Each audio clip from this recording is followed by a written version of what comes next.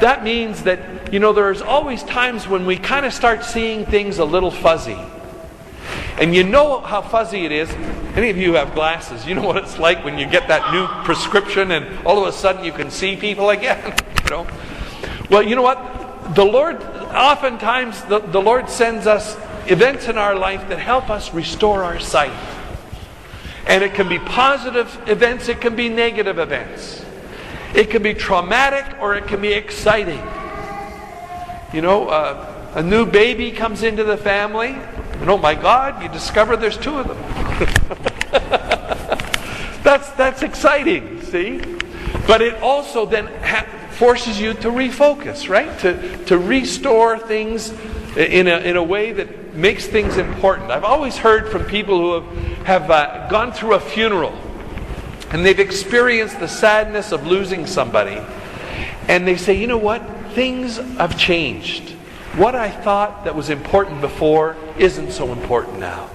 And things that I didn't think that were important before, now they're really important to me. That's restoration. That's restoring our vision. And a perfect example of that is our gospel today, where Jesus is telling his disciples, listen, we're going to go and these men are going to arrest me and they are going to kill me. And the apostles are going, yeah, okay, and they start walking along the road. But who's going to be number one here? That's what they start talking about, see? Who's numero uno apostle next to Jesus? I want to be. No, I want to be. No, I want to be. See, they're fighting about this. And Jesus says, what were you fighting about on the road? Well, boy, were they sheepish. Here's the restoration. Here's how he restores their sight. He takes a little baby. He takes a little child and he holds the baby and he puts them among them. Can I take her? And then when you see a little baby, what does that do to you? You're not talking about who's going to be number one. You're talking about the beauty of creation. This gorgeous girl. And doesn't that melt your heart? Doesn't that restore your sight, you guys? Of course it does. They're so beautiful.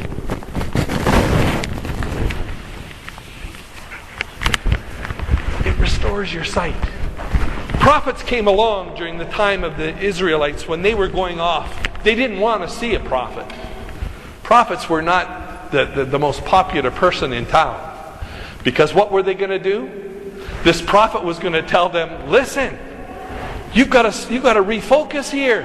You've got to change your priorities. You've got to change your life. They didn't want to hear that.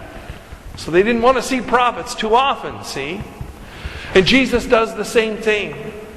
He shakes them up. You have heard it said to love your countrymen and hate love your countrymen and hate your enemy, but I say to you, love your enemy. Well, they didn't want to hear that. We don't either, particularly. See? But this is part of the faith journey, we need to be restored. We need our sight, our vision clear. Celebrating 90 years here is going to do that for you. Because I'm going to tell you some things that are really important, like your presence here. Your presence here, not just at Mass, but your presence as part of this community is important. You are a gifted person, able to give us new life and able to be part of this faith community that's on a journey together. You're important, and that is important to know. So restore your sight. For those of you who don't think it's important or that you want to just kind of hide in the pews there, think about being an active member of this faith community. Being involved. Getting involved in other things besides just an hour of Sunday Mass, see? Okay, that's restoration. You got that one? We got one more. And that's renewal. Before taking possession of the promised land, the Jewish people were asked by Moses to renew their commitment. Just like we're asked every Sunday. Do you know when we do that? When we renew our commitment? During the Creed. And do you know what? We renew our baptismal commitment during the Creed. We're just about to do that again as we have these two little children baptized. We renew ourselves. Renewing is something we have always got to do because it reminds us of who we are. Asks us for commitment. asks us to renew that commitment. That's why we celebrate people who have been married 25, 40, 50 years. One guy said, I'm not going to say my vows up there again. What am I going to say? I already said I do 50 years ago. Am I going to say I did? No, you're going to say I do for the next 50 years. See? In other words, it's a commitment into future. We have remembering the past. We have restoring ourselves in the present. And we have a future that we do not know. But we know that it's meant to be in an embrace with the Lord. See? That's the kind of powerful journey that we are on. And so we're asked to renew our commitment again. To say yes again to the Lord. Do you remember when Peter had denied Jesus 3 times? And when Peter encountered the risen Lord, he asked him 3 times, Peter, do you love me? Yes, Lord, you know I love you, he said. Feed my lambs. And he said it a second time, Peter, do you love me? Lord, you know everything. You know I love you.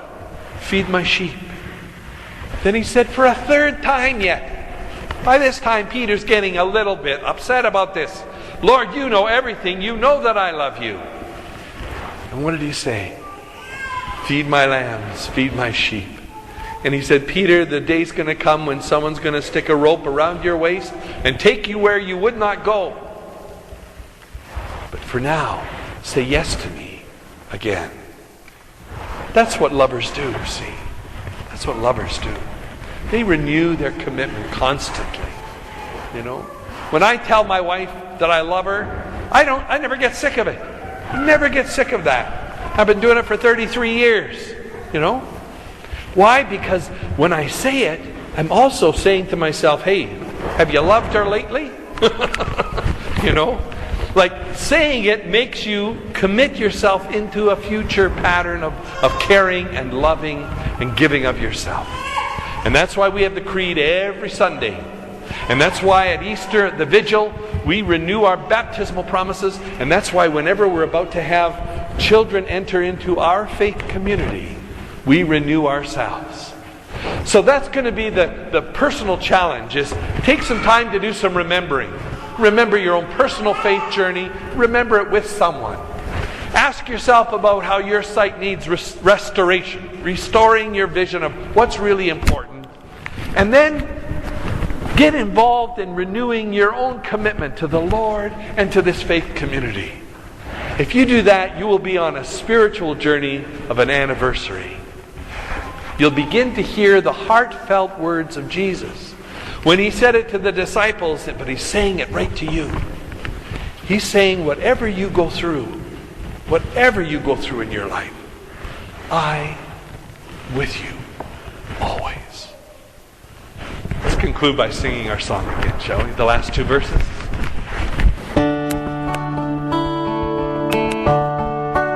I am with you always, encircling you forever, in all the great and small ways, throughout these 90 years. I am with you always, through dark and stormy weather. Just know that I am here. I'm in your joys and tears. I'm just a breath of